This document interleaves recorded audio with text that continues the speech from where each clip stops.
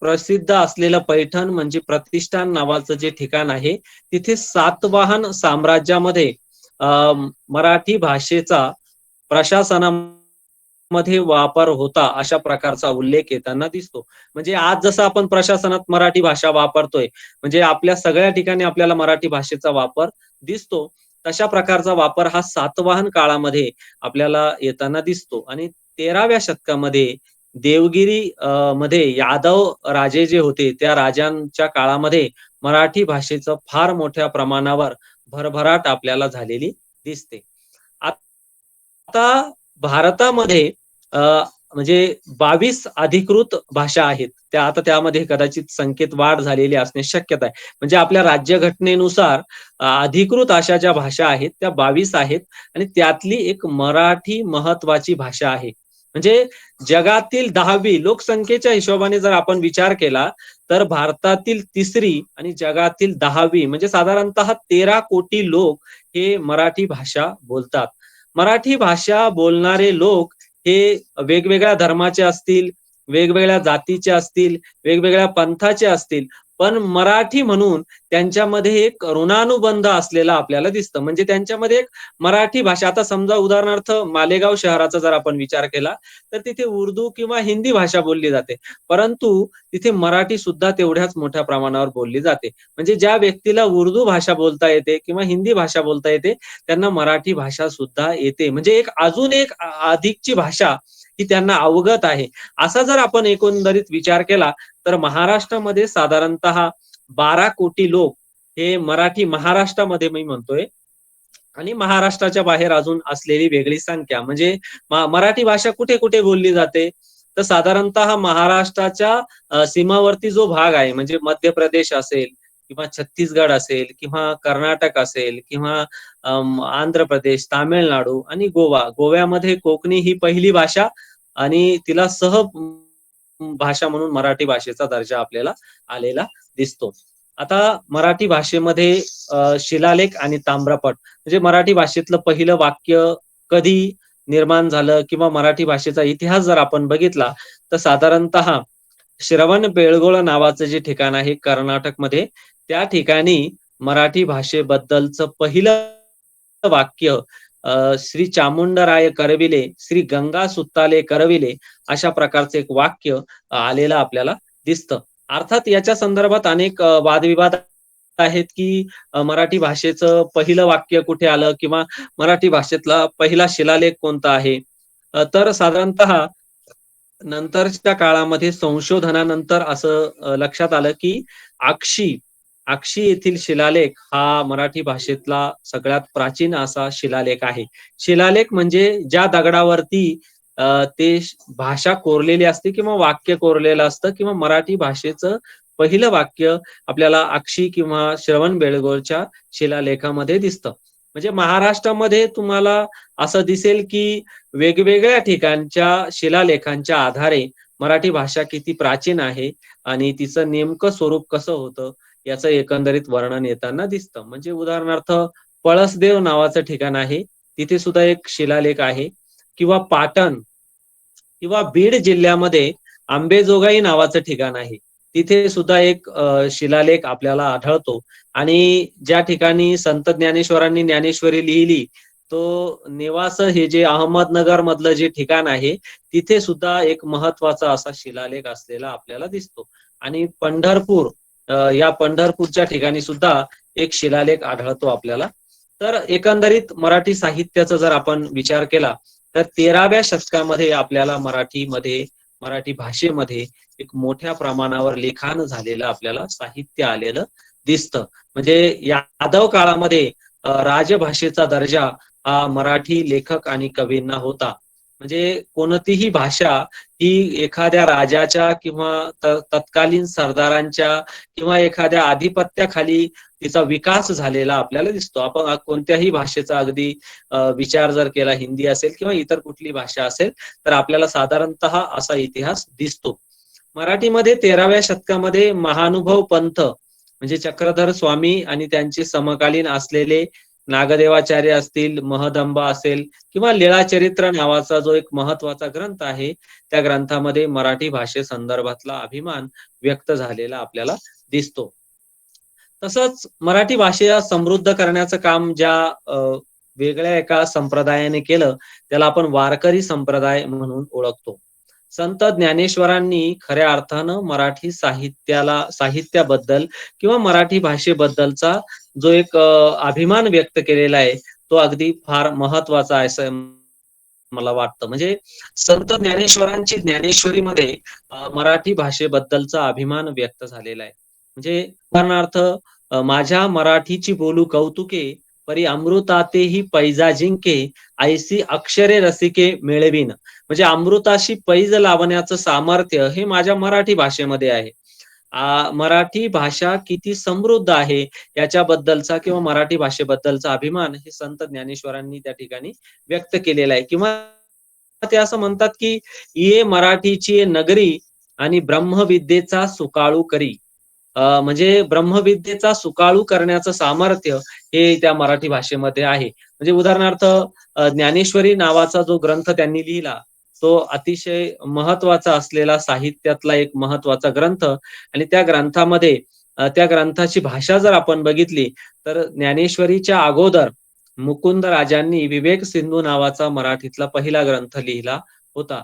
आता ज्ञानेश्वरीतली जी मराठी भाषा आहे, त्या भाषेचा जर आपण विचार केला तर त्या अगोदर संस्कृत भाषेचा फार मोठा प्रभाव हा त्या काळातल्या एकूण साहित्यावर असलेला आपल्याला दिसतो.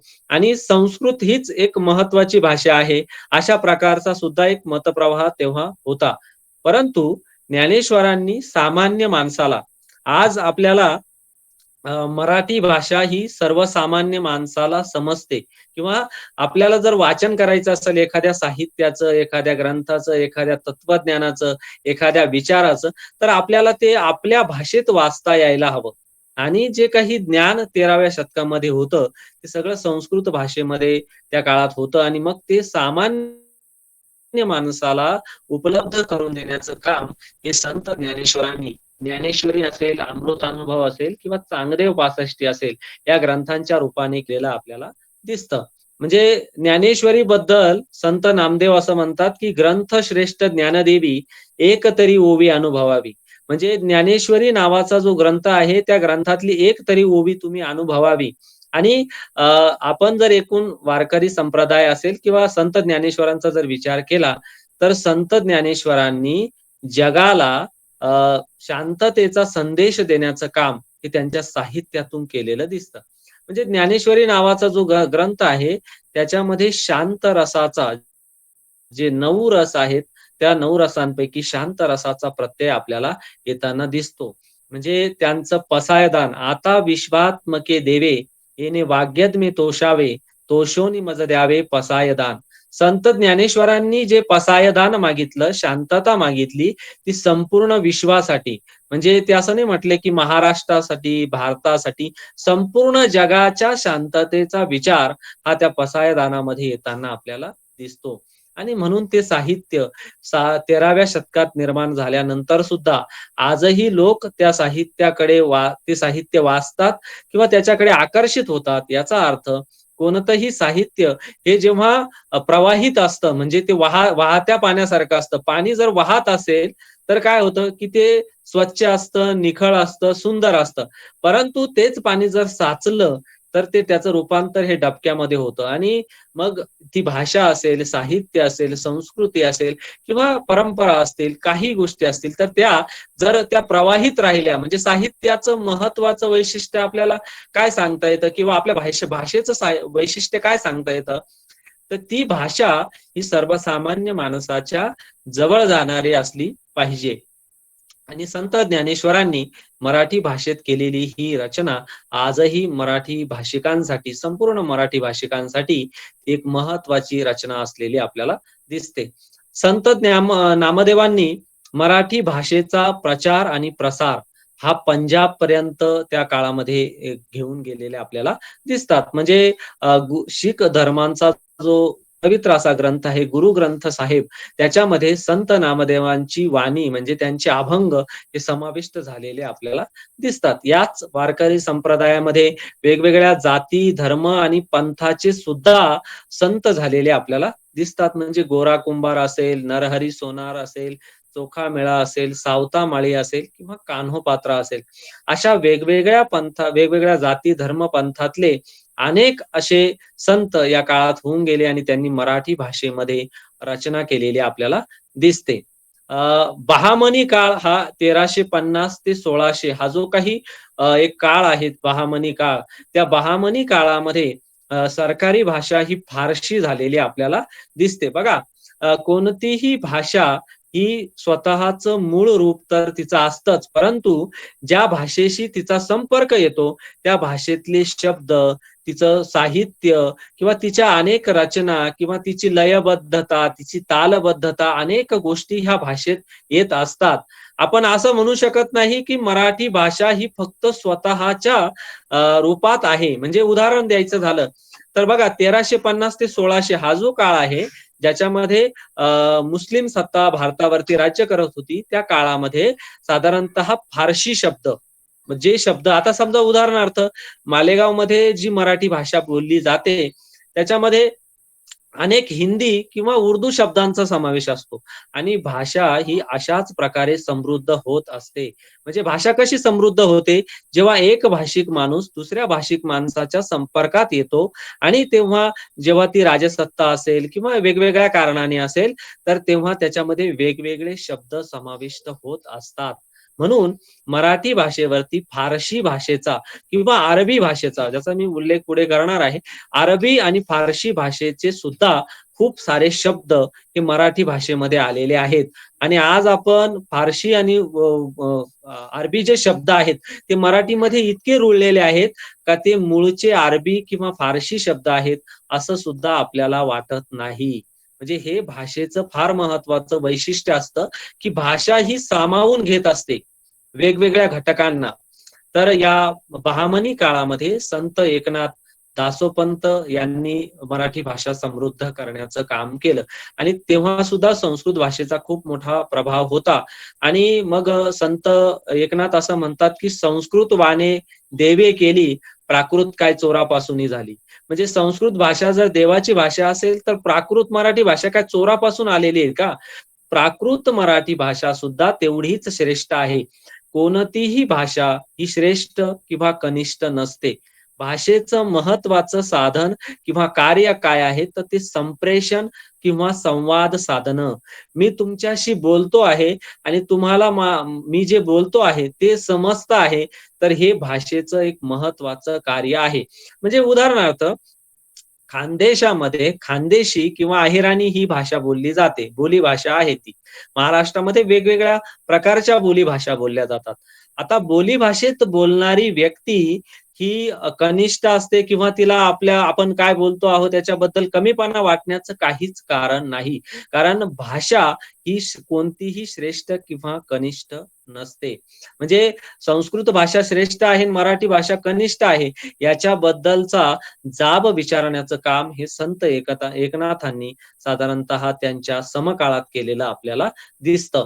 पुढचा जो काळ आहे तो आहे शिवकाळ, ज्याच्यामध्ये इसवी सन 1600 ते इसवी सन 1700 या कालखंडामध्ये राजव्यवहार कोश छत्रपती शिवाजी महाराजांनी राजव्यवहार कोश नावाच्या एका कोशाची निर्मिती केली. म्हणजे मराठी भाषेमध्ये जे काही शब्द आहेत किंवा त्याच्या संदर्भातला एक कोश निर्माण करण्याचं काम हे त्या काळामध्ये रघुनाथ पंडितांनी केलेलं आपल्याला दिसतं आणि मराठी भाषेला राजमान्यता या काळात मिळालेली आपल्याला दिसतं. पुढे याच समकाळामध्ये संत तुकाराम आणि समर्थ रामदास यांच्यामुळे मराठी भाषेला लोकमान्यता मिळालेली दिसते. आता एखादं साहित्य किंवा एखादी भाषा आपल्याला जवळची केव्हा वाटते, जेव्हा ती आपल्या परिचयाची असते किंवा आपल्या मनातलं सुख-दुःख किंवा भावना तिच्यामध्ये व्यक्त होत असतात. आज संत तुकारामांचे अभंग हे या 500-700 वर्षानंतरही मराठी माणसाला ऐकावे वाटतात, वाचावे वाटतात किंवा त्याच्या संदर्भातला विचार करावा वाटतो. म्हणजे याचा अर्थ ती लोकमान्यता मिळालेली भाषा किंवा साहित्य असलेलं आपल्याला दिसतं. म्हणजे संत तुकारामांना शब्दांबद्दल किंवा भाषेबद्दलचा फार अभिमान होता. म्हणजे उदाहरण द्यायचं झालं, तर आम्हा घरी धन शब्दांचीच रत्ने, शब्दांचीच शस्त्रे यज्ञ करू. शब्द हे आमचं धन आहे. आपलं वेगवेगळ्या आपल्याकडे वेगळ्या-वेगळ्या प्रकारचं धन असतं, पण संत तुकारामांकडे शब्दांचं धन होतं आणि शब्दांची रत्न होती आणि शब्द हेच त्यांचे शस्त्र होते. तसं पाहिलं तर शब्द हे फार मोठी शस्त्र आहेत आणि शब्दांनीच माणसं जवळ येतात आणि शब्दांनीच माणसं दूर जातात. म्हणजे शब्दांनीच पेटवतात घरे-दारे आणि माणसे सुद्धा. शब्द हे फार जपून वापरायचे असतात आणि या शब्दांबद्दलचा अभिमान हा संत तुकारामांनी त्या काळात व्यक्त केलेला आपल्याला दिसतो. नंतरचा काळ येतो पेशवे काळ. ज्या पेशवे काळामध्ये पंडिती वाङ्मय, मोरोपंत असतील, श्रीधर असेल आणि नंतर येतं शाहिरी काव्य. या शाहिरी काव्यामध्ये लावणी आणि पोवाडा म्हणजे राम जोशी असेल, होनाजी बाळा असेल यांनी शाहिरी काव्य समृद्ध करण्याचं काम केलेलं आहे. आणि पुढचा जो काळ आहे तो इंग्रजी कालखंड आणि या कालखंडाच्या अगोदर म्हणजे साधारणतः शिवकाळाच्या आणि पेशवे काळाच्या दरम्यान मुस्लिम मराठी साहित्य सुद्धा मराठी भाषेला समृद्ध करण्याचं काम केलेलं आपल्याला दिसतं आणि नंतरच्या काळात सुद्धा मराठी साहित्यामध्ये मुस्लिम मराठी साहित्य प्रवाह हा एक महत्वाचा प्रवाह म्हणून उदयाला आलेला आपल्याला दिसतो. नंतरचा काळ येतो तो इंग्रजी काळ. ज्या काळामध्ये मेजर कॅन्डी इंग्रजांनी मराठी भाषेकडे, साहित्याकडे, संस्कृतीकडे पाहण्याची नवी दृष्टी भारतीयांना दिली. जे भारतीय एका परंपरेमध्ये अडकलेले होते, त्या भारतीयांना नव्या दृष्टीने जगाकडे पाहण्याचा दृष्टिकोन हा इंग्रजांनी दिलेला आपल्याला दिसतो आणि मेजर कॅन्डी नावाचा जो इंग्रज अधिकारी होता, त्याने विरामचिन्हांची निर्मिती ही मराठी भाषेत त्या काळात केलेली. म्हणजे आज आपण जे स्वल्पविराम, अर्धविराम, पूर्णविराम वापरतो, ते इंग्रज त्या कॅन्डी या अधिकाऱ्याने केलेलं ते कार्य असलेलं आपल्याला दिसतं. आणि मग याच 19व्या शतकामध्ये गोपाळ गणेश आगरकरांनी काही मराठी भाषेतील शब्दांची रचना केलेली आपल्याला दिसते. म्हणजे नंतरच्या काळामध्ये स्वातंत्र्यवीर सावरकर यांनी भाषा शुद्धीची चळवळ राबवली होती. म्हणजे काय होतं, की भाषेमध्ये अनेक असे शब्द येतात, की नंतरच्या काळामध्ये अशा भाषा शुद्धीच्या 1-2 चळवळी सुद्धा झालेल्या आपल्याला दिसतात. या सावरकरांनी महानगरपालिका, क्रीडांगण असे काही शब्द, जे शब्द आज आपण अगदी सहज वापरतो, ते शब्द खरं म्हणजे भाषा शुद्धीच्या काळामध्ये सावरकरांनी दिलेले आपल्याला दिसतात. आणि मग मी जसं अरबी आणि फारसी शब्दांबद्दल म्हणत होतो, तर हे सुद्धा अनेक असे शब्द आलेले आहेत, की ज्या शब्दांनी मराठी भाषेला समृद्ध करण्याचं काम केलेलं आहे. इतके शब्द आहेत वेगवेगळ्या भाषेतले, म्हणजे उर्दू भाषेतले असतील किंवा अरबी भाषेतले असतील, फारसी असतील किंवा कानडी असेल किंवा तेलुगू असेल, अशा वेगवेगळ्या भाषेतून अनेक शब्द आपल्या भाषेत आलेले आहेत आणि ते शब्द आपल्या भाषेचे आहेत की परभाषेतले आहेत, हे सुद्धा आज आपल्याला समजत नाही. उदाहरणार्थ अक्का असेल, अण्णा असेल, आडकित्ता असेल, खबर असेल. आता हे जे शब्द आहेत, हे मराठी भाषेत इतके रुळले आहेत, की ते आपले नाहीत असं वाटत नाही आणि भाषेचं हे एक महत्वाचं वैशिष्ट्य आहे, की भाषा ही स्वीकारत असते आणि त्यातून ती समृद्ध होत असते. मराठी भाषेबद्दल नंतरच्या काळामध्ये म्हणजे स्वातंत्र्याच्या दरम्यान मराठी भाषेची असलेली अवस्था म्हणजे कुसुमाग्रजांनी एका कवितेत असं म्हटलंय, की "परभाषेतही व्हा पारंगत, ज्ञान साधना करा तरी. माय मराठी मरते इकडे, परकीचे पद चेपू नका. भाषा मरता देशही मरतो, संस्कृतीचाही दिवा भिजे." तुमची जीही मातृभाषा असेल, त्या मातृभाषेत तुम्ही म्हणजे तुम्हाला ज्ञानभाषा म्हणून तुम्ही इंग्रजीचा स्वीकार करा, हिंदीचा स्वीकार करा, कोणतीही भाषा शिका. परंतु तुमची जी मातृभाषा असेल, त्या मातृभाषेची ज्ञानसाधना तुम्ही केली पाहिजे. कारण असं अनेक अभ्यास आपल्याला असा दिसतो, की व्यक्तीचा सर्वांगीण विकास हा त्याच्या मातृभाषेतून होत असतो. ती तुमची कुठलीही मातृभाषा असू द्या, त्या मातृभाषेतूनच व्यक्तीचा खऱ्या अर्थानं विकास होतो. म्हणजे आज आपण मुलांना इंग्रजी मीडियम असेल किंवा इतर वेगवेगळ्या प्रकारच्या गोष्टी असतील, तर त्या गोष्टीमध्ये आपल्याला असं दिसतं, की साधारणतः म्हणजे मुलगा जेव्हा लहान मुलं असतं त्याचं एक अतिशय कोवळं वय असतं, कोवळं मन असतं आणि तो त्याच्या घरामध्ये वेगळी भाषा बोलली जाते आणि तो शाळेत जातो तेव्हा वेगळी भाषा बोलली जाते.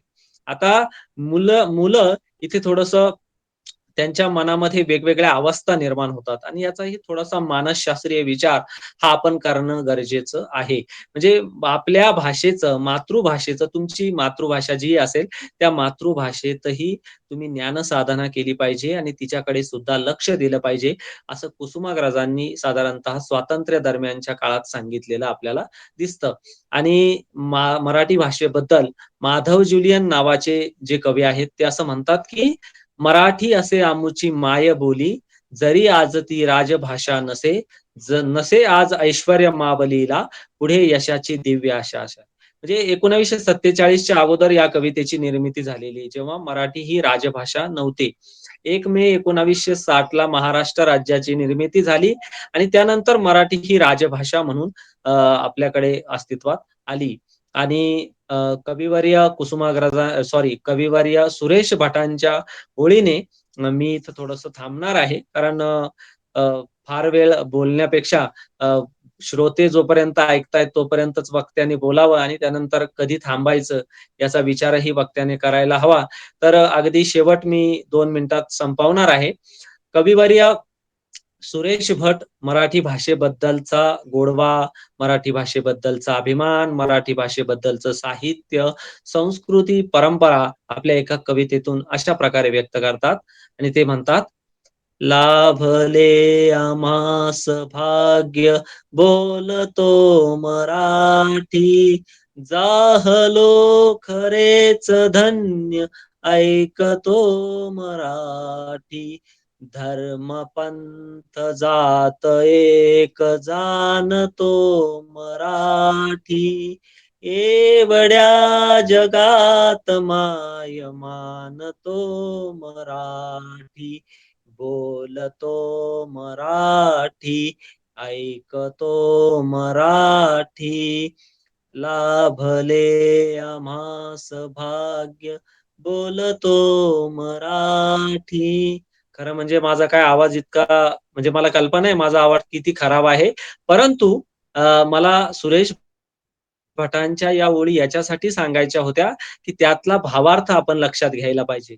धर्म, पंथ, जात एक जाणतो मराठी. आपण महाराष्ट्रामध्ये असताना आपली अवस्था वेगळी असते. जेव्हा आपण महाराष्ट्राच्या बाहेर असतो, तेव्हा मात्र आपण मराठी असतो. मराठी असणं, मराठी भाषिक असणं आणि त्याच्याबद्दलचा आज हा मराठी भाषा गौरव दिन.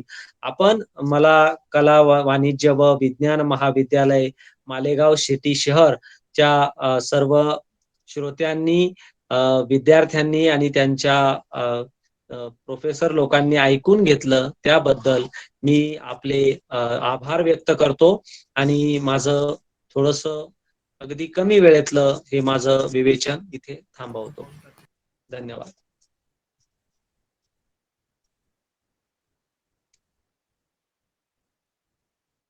तर आवाज नाही येते तुमचा, भास्कर सर.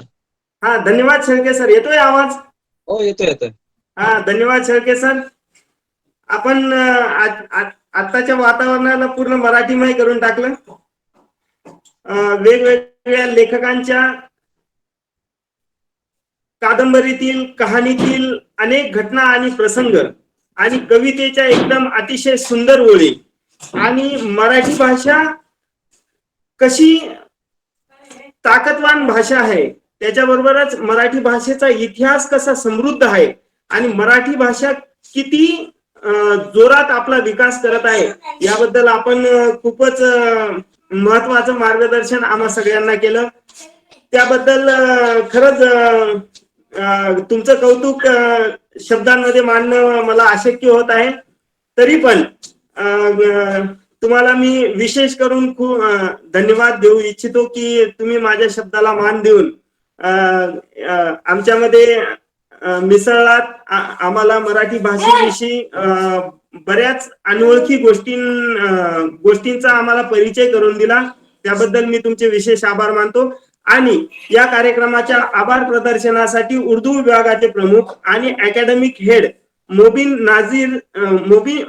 नजीर सर यांना मी विनंती करेल की आजच्या या मराठी राजभाषा दिवसाच्या कार्यक्रमाचं आभार ज्ञापन करून समापन करावं. डॉक्टर मुबीन नजीर सर.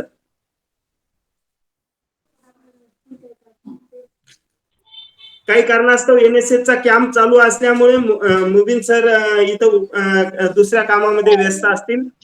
हाँ आलेले आहेत मुबीन सर आलेले आहेत. मुबीन सर. हेलो. हाँ मुबीन सर आ रही है आपकी आवाज. हाँ मैं शुरू से प्रोग्राम सुना सर. हाँ मैंने देखा ना आप थे. हाँ सर मैं आपको आवाज दूंगा कि आज के कार्यक्रम का आभार ज्ञापन करके आप कार्यक्रम का समापन कीजिए. बहुत अच्छे तरीके से सर ने मराठी भाषा गौरव दिन पर अपने ख्यालात का इजहार किया. मैं Mahatma Gandhi Vidya Mandir arts commerce and science college Malegaon city के principal SC Hade sir, vice principal doctor Shakib Ahmad, dean of commerce faculty doctor Arif Anjum sir और तमाम स्टाफ मेंबरान की जानिब से और हमारे तमाम तलबा व तालबात की जानिब से हमारे आज के कीनोट स्पीकर सर का दिल की गहराइयों से शुक्रिया अदा करता हूं. इसी तरीके से हमारे vice principal doctor Shakib Ahmad sir भी इस वेबिनार में मौजूद हैं. उन्होंने अपना कीमती वक्त दिया. मैं दिल की गहराइयों से उनका भी शुक्र गुजार हूं. Dean of commerce faculty doctor Arif Anjum sir, हमारे principal SC Hade sir, NSS officer Imran sir और दीगर तमाम स्टाफ मेंबरान जो इस वेबिनार में शरीक रहे और हमारे तलबा व तालबात जो NSS कैंप में मसरूफ होने के बावजूद उन्होंने इस प्रोग्राम से लुत्फ उठाया, उन तमाम का मैं शुक्रिया अदा करता हूं.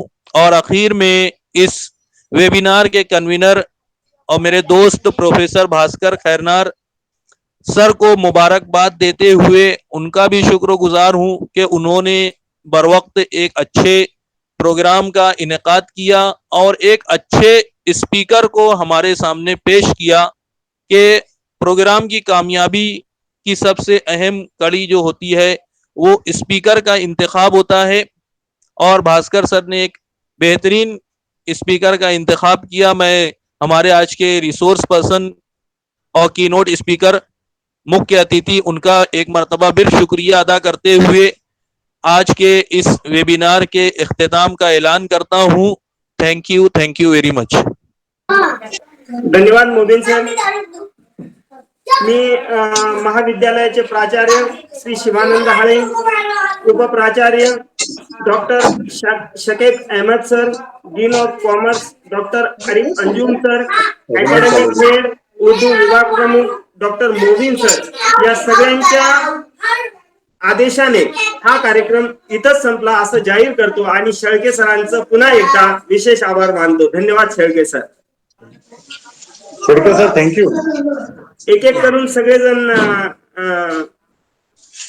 लेफ्ट व्हायचं आहे.